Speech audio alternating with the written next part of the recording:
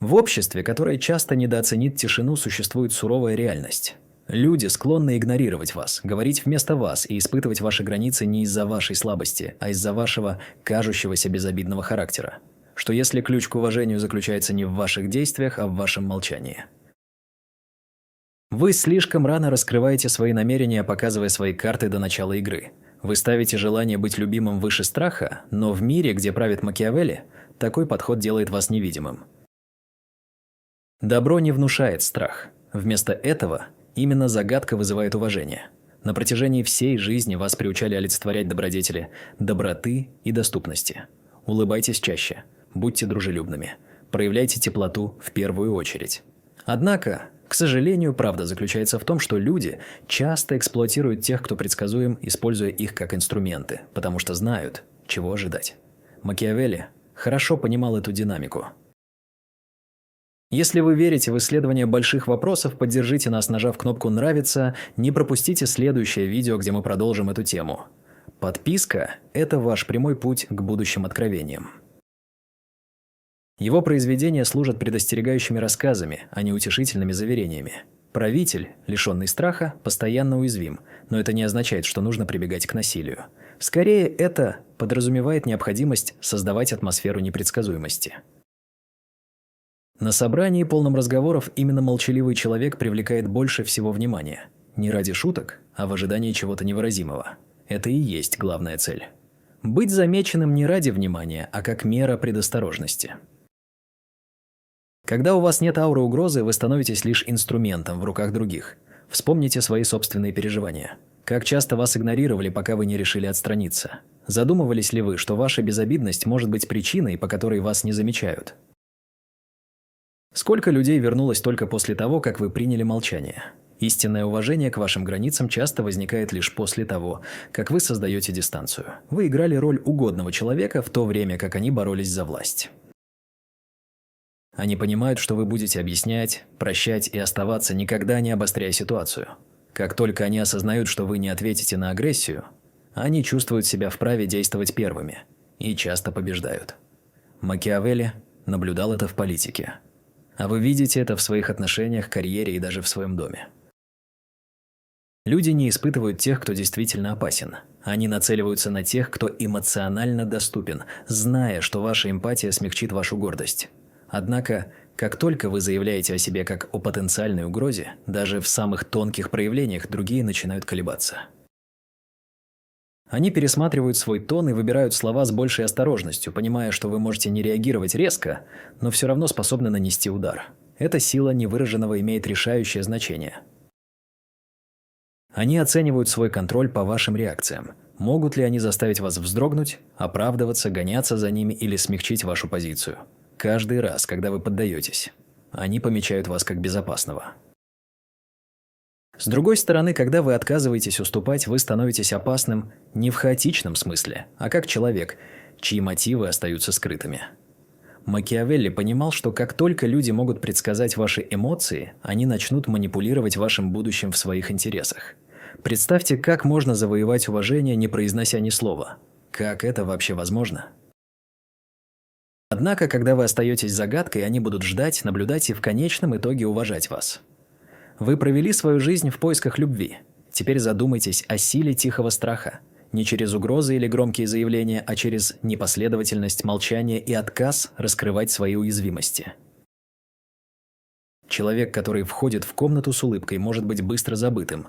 Но тот, кто заходит, не произнося ни слова, оставляет неизгладимое впечатление. Макиавелли понимал, что в реальном мире восприятие часто важнее реальности. Дело не в том, чтобы быть опасным. Важно, чтобы вас воспринимали как такового. Как этого достичь? Освоив искусство молчания и контролируя свою видимость и энергетику. В каждой ситуации существует одна истина. Люди боятся того, что не могут понять, и уважают то, чего боятся. Первый шаг – не показывать все свои карты. Шумные личности открывают свои амбиции, неуверенности и планы, что позволяет другим строить против них стратегии. Макиавелли не призывал к открытости, он выступал за непрозрачность. Если другие могут вас прочитать, они могут вас заменить. Но если не могут, они готовятся к вашему появлению. Поэтому говорите меньше.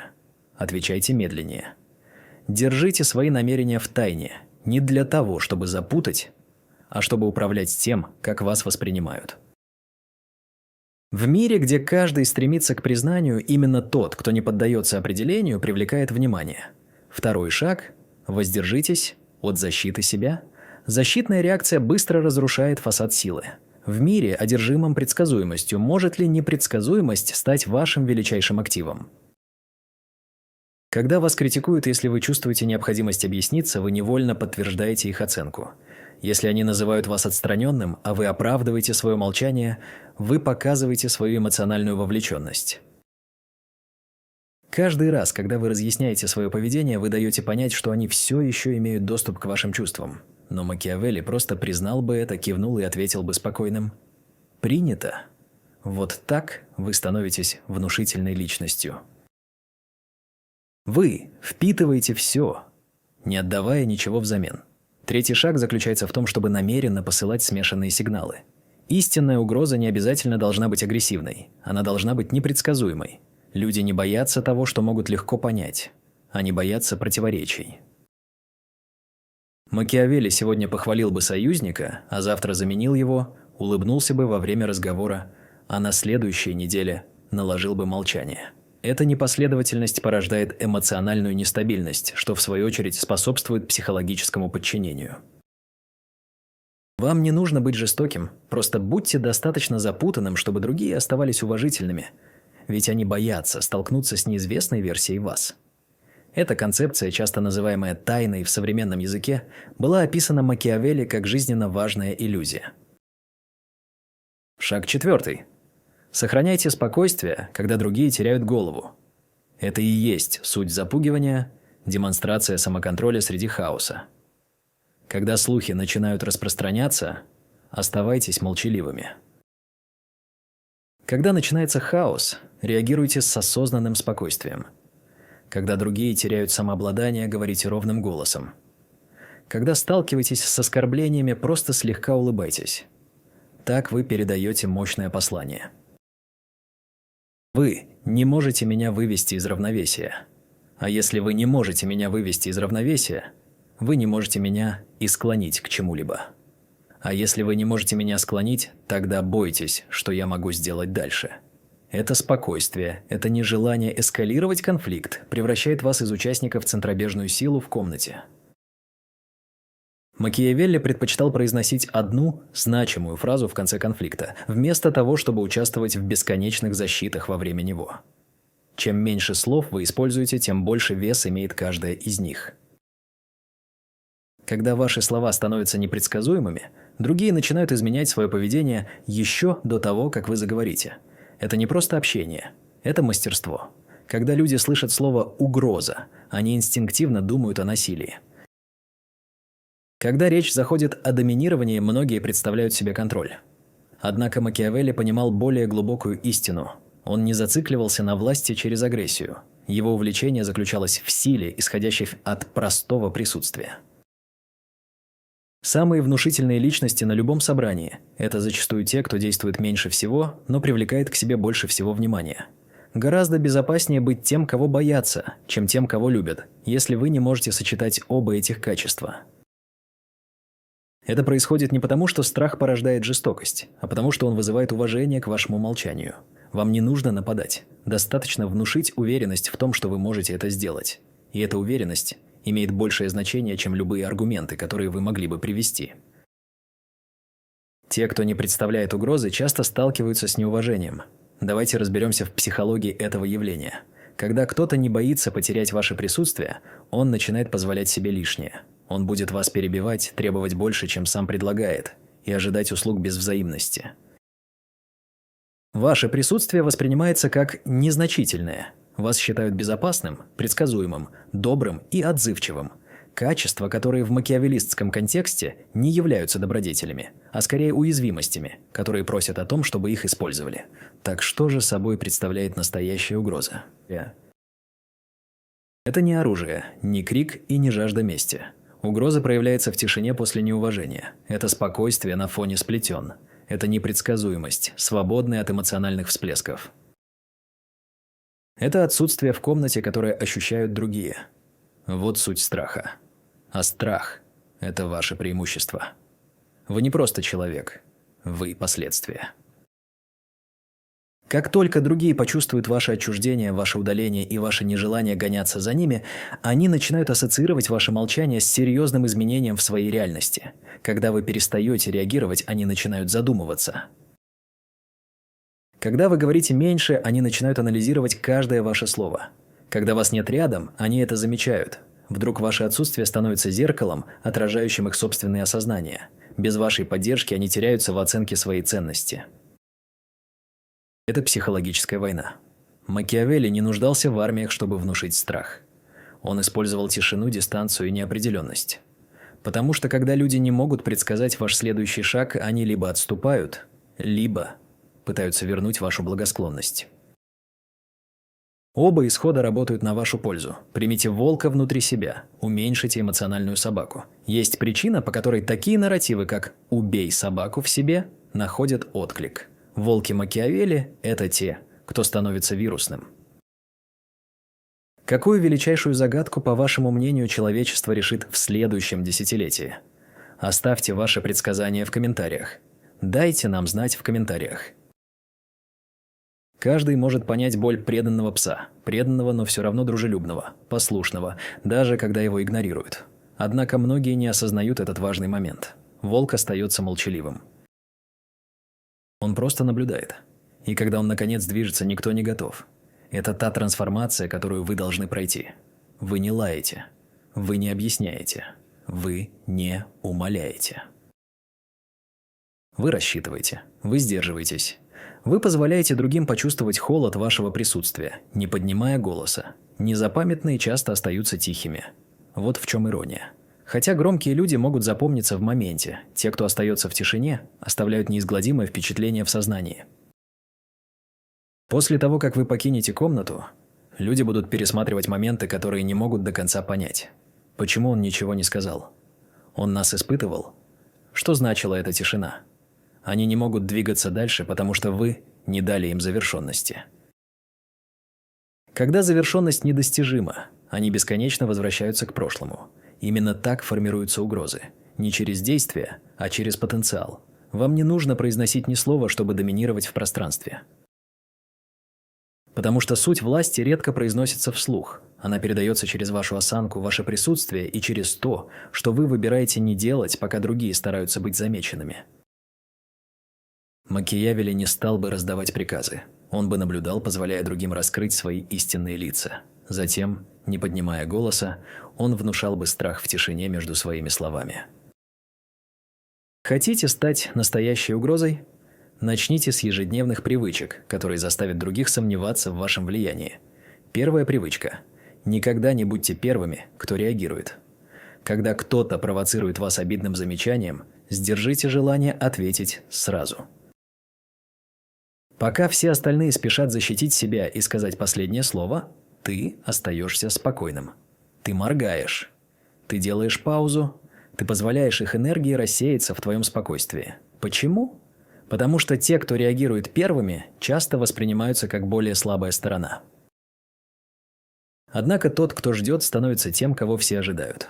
Макиавелли предпочел бы заставить кого-то думать, что он не слышал их, чем ответить, прежде чем они закончат говорить. Пауза – это не признак нерешительности. Это момент для размышлений. Люди гораздо больше боятся расчетливости, чем конфронтации. Привычка номер 2. Говори медленно, говори меньше и уходи раньше. Это может показаться простым, но это глубоко меняет восприятие. Говоря медленно, ты демонстрируешь контроль. Говоря меньше, ты подчеркиваешь ценность. А уходя раньше, создаешь ауру загадки. Большинство людей общаются, чтобы их поняли. Однако истинная сила не ищет понимания. Она ищет интерпретации. Ты хочешь, чтобы другие задумались. Что он имел в виду? Он соглашался или предостерегал меня? Почему он ушел, когда энергия моя изменилась? Макиавелли заставлял других чувствовать себя неуютно, не повышая голос, так как он никогда не задерживался достаточно долго, чтобы его полностью поняли. И то, что остается неопределенным, начинает вызывать страх. Третья привычка – уходить, чтобы усилить свое присутствие. Самые влиятельные фигуры не всегда находятся на виду, но когда они появляются, их влияние невозможно игнорировать. Почему так происходит? Потому что они не переусердствуют с собственным присутствием. Но что происходит, когда вы овладеваете этим искусством присутствия? Каковы будут окончательные последствия вашего нового влияния? Чтобы действительно заслужить уважение, вам нужно научиться покидать социальные ситуации, будь то непринужденные беседы, горячие споры или официальные встречи, прежде чем ваше отсутствие станет простым после мысли. Подумайте об этом. Постоянно присутствующая собака в комнате резко контрастирует с неуловимым волком. Когда волк исчезает, люди начинают задумываться о его местонахождении, что создает атмосферу интриги. Этот принцип власти через дефицит – урок самого Макиавелли. Станьте тем человеком, чье отсутствие ощущается, а не тем, от кого ожидают, что он будет рядом. Четвертая привычка, которую стоит развивать – это избегать излишних объяснений своих действий. Хотя может показаться логичным прояснить свои намерения, в конце концов вы хотите выглядеть открытым и честным. Макиавелли понимал, что каждое объяснение уменьшает вашу власть. Когда вы говорите «нет», имейте в виду, что это окончательное решение. Если вы измените свое мнение, просто примите это. Уходите, не давая длинных оправданий. Так вы сохраняете свою авторитетность. Как только вы начинаете оправдывать свои решения, вы переходите от командования к переговорам. Помните, истинная угроза не вступает в переговоры. Еще одна важная привычка – сохранять эмоциональную нейтральность в социальных взаимодействиях. Обратите внимание, как часто люди будут испытывать вашу эмоциональную устойчивость.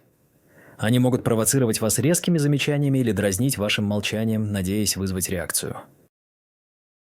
Почему они это делают? Потому что чувствуют вашу непредсказуемую энергию, и это их пугает. Они могут пытаться разрушить вашу маску, но если им это не удастся, им придется столкнуться с реальностью, что у вас есть сила, которую они не могут понять. Позвольте им делать свои предположения, пока вы сохраняете спокойствие. Улыбайтесь, наблюдайте и отступайте, ведь чем больше они пытаются разгадать ваше поведение, тем больше власти вы накапливаете. Макиавелли не просто действовал с силой. Он развивал ритуалы сдержанности и контролируемые движения, воплощая позу, которая шептала «Вы не знаете моих возможностей и, возможно, никогда не узнаете. Пересеките меня, и вы можете это узнать». Существует тонкий баланс между тем, чтобы быть загадкой и быть незамеченным. Тишина может привлечь внимание, но она также может привести к незначительности. Блестящий ум Макиавелли заключался не в том, чтобы выбирать страх вместо уважения, а в умении мастерски балансировать между этими двумя понятиями. Когда вы молчите, вы хотите, чтобы ваше имя звучало в умах других. Страх без уважения порождает восстание. Если люди боятся вас только на словах, они будут подчиняться вам внешне, но втайне строить против вас заговор. Такая форма власти мимолетна. Она может временно удерживать людей в узде, но в конечном итоге разожжет мечты о вашем падении. Макиавелли это понимал, поэтому он не просто требовал молчания, он воспитывал уважение через непредсказуемость. Страх должен сопровождаться чувством контролируемого восхищения, не любви или симпатии, а почтением, которое признает. Он мог бы уничтожить меня, но не сделал этого пока. Напротив, уважение без страха может привести к чувству правоты. Если люди только уважают вас, они могут хвалить вас на публике, доверяя вашему лидерству и компетентности, но вскоре они начнут требовать больше, чем готовы отдать. Они могут говорить за вас и ожидать, что доброта будет восприниматься как должное. В таких случаях вас начинают любить, но перестают замечать. Когда люди перестают внимательно следить за вами, они начинают недооценивать ваше влияние. Так в чем же решение? Напряжение. Самые внушительные личности обладают атмосферой напряжения, не драмы, а тонкого намека на то, что они добры. Но с ними не стоит шутить. Они сохраняют спокойствие, но их не стоит воспринимать легкомысленно. Это напряжение заставляет людей быть настороже, потому что они не могут определить, насколько искренними являются ваши слова. Как только они начинают оценивать вашу глубину, они прекращают попытки контролировать вас. Как же создать это напряжение? Макиавелли посоветовал бы вам быть последовательным в своем контроле, но не постоянным в проявлении эмоций. Всегда сохраняйте самообладание, но не чувствуйте необходимости быть добрым все время. Иногда вы можете быть наблюдательным, в другие моменты – непредсказуемым или слегка amused, но никогда не сердитым и не пассивным, просто собранным, но не полностью доступным. Эта непредсказуемость держит их в напряжении. Делайте четкие заявления, когда это необходимо, а затем отступайте. Говорите немного, но когда говорите, пусть ваши слова будут значительными. Завершайте дебаты одной мощной фразой. Разрешайте конфликты всего одним предложением. После того, как вы высказали свою мысль, покиньте сцену. Оставьте свое сообщение открытым. Не повторяйтесь. Этот единственный момент будет звучать дольше, чем 1000 речей. Создайте стойкое ощущение напряжения, заставляя других остро осознавать пустоту, которую оставляет ваше отсутствие, не угрожая уходом. Макиавелли никогда не стал бы умолять о внимании или использовать уход как угрозу. Вместо этого он научил бы людей чувствовать тяжесть своего отсутствия.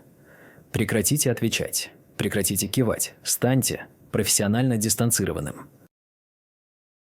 Покиньте комнату без слов, не давая объяснений или завершения, просто дистанция. Они поймут, что ваше присутствие имело ценность, которую они раньше не замечали. Теперь они будут вести себя более осторожно в вашем присутствии. Позвольте похвале существовать без необходимости в подтверждении. Когда другие делают вам комплименты, сопротивляйтесь искушению растаять, уклониться или отразить их чувства обратно. Простое кивание, уверенный зрительный контакт, возможно, мимолетная усмешка – этого достаточно. Вам не нужно подтверждать их добрые слова подчинением. Почему? Потому что принятие похвалы без эмоциональной зависимости передает нечто глубоко тревожное. Вы уже понимаете свою ценность, а их комплименты – всего лишь вежливые жесты, а не необходимость. Вот как можно пройти по тонкой грани. Вы позволяете другим уважать ваше спокойствие, в то время как внушаете страх перед загадкой, скрывающейся под ним. Это напряжение – суть стратегии Макиавелли в современном мире. Громкие люди привлекают внимание, но тихие оставляют неизгладимое впечатление. Макиавелли не просто стремился управлять людьми в данный момент, он хотел оставаться в их мыслях долго после того, как покинул комнату. Истинная сила не в доминировании. Она заключается в создании присутствия, которое сохраняется даже в ваше отсутствие. А самое мощное присутствие – это то, которое никогда не чувствует необходимости объясняться. Подумайте об этом. Мужчины могут быстрее забыть о смерти отца, чем о потере наследства. Теперь спросите себя, каким человеком вы должны стать, чтобы вызвать это чувство наследия, когда исчезнете? Давайте начнем это путешествие, чтобы построить ту версию себя шаг за шагом. Одержимость не рождается из доступности. Давайте продолжим этот трансформирующий путь к созданию версии себя, которая привлекает внимание и вызывает уважение. Помните, что одержимость процветает в мире неизвестного. Все дело в создании ощущения дистанции. Люди редко зацикливаются на том, что им легко понять. Скорее, они очарованы тем, что кажется манящим и близким, но все же остается недоступным. Именно так вы запечатлеваетесь в их памяти. Будучи достаточно осязаемым, чтобы казаться реальным, и в то же время достаточно неуловимым, чтобы оставаться недостижимым, вы предлагаете мимолетный взгляд, фразу, которая отзывается глубже, чем ожидалось, спокойствие, которое тревожит тех, кто эмоционально уязвим. А затем вы исчезаете. Это отсутствие создает психологический цикл, они не могут его разрешить. Первая стратегия – противоречить их ожиданиям. Большинство людей раскрывают свои карты слишком рано. Они чрезмерно добры, слишком выразительны и всегда доступны. Вы же наоборот. Реже улыбаетесь, говорите осознанно и даете только то, что действительно необходимо. Вы создаете такой контраст, что заставляете окружающих замедлить свой темп. Они меняют свой тон, свои действия, даже свое дыхание. Не потому, что вы этого потребовали, а потому, что ваша энергия изменила динамику. Теперь вы оставили неизгладимое впечатление. Вторая стратегия – позволить им выразить свои мысли, а затем удержать свой ответ. Люди попытаются вас классифицировать. Он слишком эмоционален. Она загадочна. Их трудно понять. Позвольте им это делать. Как только они начинают проецировать свои мысли, они становятся зацикленными. Они будут вновь и вновь прокручивать ваше молчание, анализировать ваши выражения. Придумывать истории, чтобы заполнить пробелы, до которых они не могут добраться. Не исправляйте их. Их воображение становится вашей командой по связям с общественностью. Чем больше они озадачены, тем больше будут стремиться к вам. Третья стратегия заключается в том, чтобы оставить их в подвешенном состоянии как в буквальном, так и в переносном смысле. Эмоциональное завершение – это то, чего жаждут большинство людей. Они хотят полных объяснений, четких выводов, как лента на конце выступления. Вы же завершаете разговоры именно в тот момент, когда они начинают казаться завершенными. Вы исчезаете чуть раньше, чем они готовы. Вы сдерживаете свои ответы сразу после того, как они ожидают реакцию. Почему? Потому что это чувство незавершенности становится захватывающим крючком. Они будут снова и снова переживать эти моменты, стремясь завершить то, что вы начали. Так простое присутствие может превратиться в одержимость. Четвертая стратегия – защищать свой внутренний мир, как будто это крепость. Когда они спрашивают о ваших мотивациях, вы отвечаете «Я сосредоточен». Если они интересуются, как у вас дела, вы говорите «Всегда настраиваюсь». Когда они пытаются узнать о ваших желаниях, вы отвечаете «Это зависит от дня». Вы даете им подсказки, но никогда не раскрываете всю историю, потому что в тот момент, когда кто-то понимает вашу цель, он начинает строить планы относительно ваших методов. Когда ваш внутренний мир напоминает крепость, они прекращают попытки проникнуть в него и начинают наблюдать, размышлять и думать о вас долго после того, как вы перестали думать о них. Гениальность Макиавелли заключалась не в том, чтобы быть запомненным как великий человек. Она заключалась в том, чтобы быть запомненным как человек, который мог достичь всего и выбирал когда, как и стоит ли действовать. Это «если» – ключевой момент. Это то, что они не могут забыть. Вы достигли последней стадии, когда молчание превращается из стратегии в ваше естественное состояние. Вы больше не скрываете свои эмоции. Вы просто выбираете, когда, где и стоит ли раскрывать свои карты. Высшая форма власти по Макиавелли не была громкой или жестокой. Она проявляется в дисциплине. Истинная сила не возникает из страха подчинения. Она появляется, когда люди начинают менять свое поведение. На случай, если вы наблюдаете непредсказуемого человека, невозможно загнать в угол. Как только они думают, что поняли вас, они пытаются управлять вами. Но когда они осознают, что никогда не смогут полностью вас разгадать, они теряют контроль. Вместо этого они предоставляют вам пространство, потому что вы становитесь непредсказуемым, а то, что непредсказуемо, становится недосягаемым. Если вы верите в исследование больших вопросов, поддержите нас, нажав на кнопку «Нравится». Не пропустите следующее видео, где мы продолжим эту тему. Подписка – это ваш прямой путь к будущим откровениям. В следующем видео мы узнаем, что происходит, когда вы перестаете заботиться, они начинают паниковать.